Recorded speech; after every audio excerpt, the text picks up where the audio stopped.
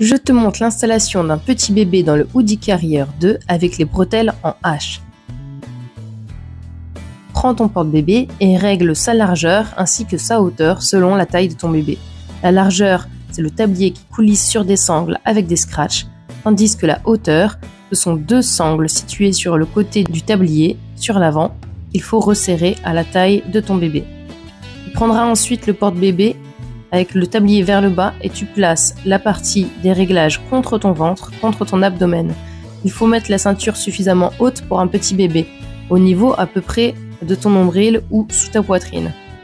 Une fois que tu as clipsé le porte-bébé, tu peux regarder la hauteur du clip interbretelle qui se règle.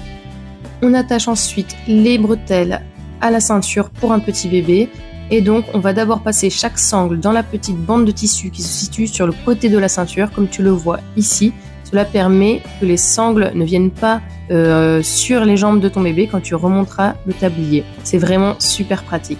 Allez, attrape ton bébé, je te montre comment l'installer et je vais te parler aussi de sécurité. Positionne la couche de ton bébé légèrement devant la ceinture. Là, je l'ai mis un peu bas, mais toi, tu peux mettre un tout petit peu plus haut.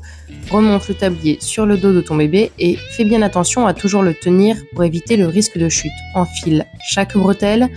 Là, je les resserre un peu car elles étaient un peu lâches. Et pour clipper le clip interbretelle, fais coulisser tes mains le long des bretelles sans les lâcher jusqu'à tomber sur le clip.